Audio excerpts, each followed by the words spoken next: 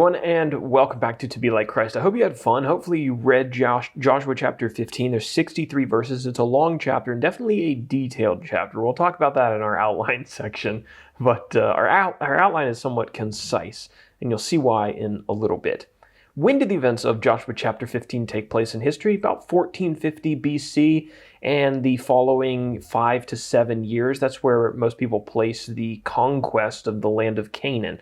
Although there is still some debate as to whether it was 1450 or 50 years earlier, 50 years later, but I'm going with 1450 for the time being.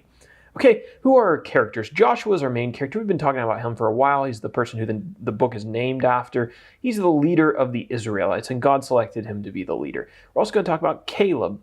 Caleb was one of the 12 spies who Moses sent into the land of Canaan back in Numbers chapter 13. And he was one of only 2 spies, the other one being Joshua, who brought back a faithful report and who tried to encourage the people to take the land of Canaan rather than believing that they were too weak and that God wasn't going to help them. We know how that story turned out. The people didn't believe the faithful spies. They believed the doubting spies. And because of their lack of faith, God made them wander in the wilderness for 40 years. So that was a story for a couple books back. But anyway, where do these events take place on our map?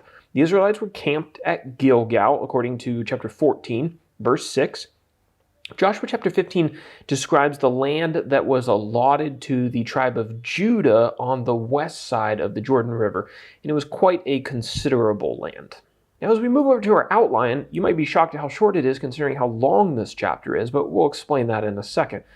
I've only got one section in this chapter, verses 1 through 63, the land allotted to the tribe of Judah. So Joshua 15 is entirely dedicated to describing in detail, and it certainly is in detail, the borders of the land that were given to the tribe of Judah, and it was quite a considerable territory. Joshua 15 also describes the cities that were within Judah's borders, the significant cities. Now, there are a few other important details found in Joshua 15. We find a short account of Caleb's conquest of the area of Hebron, and one other detail, but we'll talk about that at the end. All right, so the reason that this chapter is so short is because if you read the chapter, you'll know that it's a huge list of names and locations that outline the borders of Judah's territory and then talk about the cities within Judah's territory, right? So how do we summarize that and turn it into something like functional, something that helps us to understand? Well, I could just list out all the names, but I'm not sure that would be very helpful. So I decided to do it visually instead. And our map, which we were introduced to a couple chapters ago, this will evolve as we talk about the territories given to each of the particular tribes. I've added Judah now to our map. So, you might not know where all the cities are that are listed in the chapter. Luckily, there have been archaeologists and historians and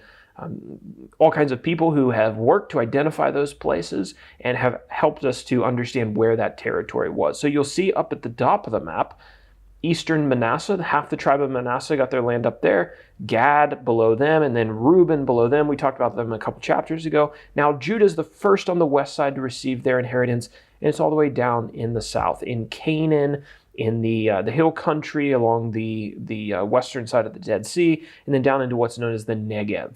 So that's where Judah was located. So hopefully that's helpful in helping you visualize what all these names are communicating. Okay, so the last detail on the outline is that the text specifically records that Judah failed to drive out the Jebusites who lived in Jerusalem. Now, why is that important? Well, it's important because this is the first of many records that we're going to see of the Israelites failing to get rid of the inhabitants of the Promised Land. And the job that Moses and Joshua was giving to the Israelites is they were supposed to get rid of all of the inhabitants of the Promised Land because, as Moses said 1,000,000 times in Deuteronomy, if you don't, they will tempt you to worship their idols, you'll get caught up in idolatry, and you'll break your covenant with the one true God. So they were supposed to expel all of them. Well, here's one of our first records of the fact that didn't happen. And this becomes really relevant when we get into the book of Judges. And, well, we'll talk about that when we get to the book of Judges. So just know here, the Israelites are already failing to really complete the mission that God gave them. And that is going to cause trouble in the future. So that is Joshua chapter 15.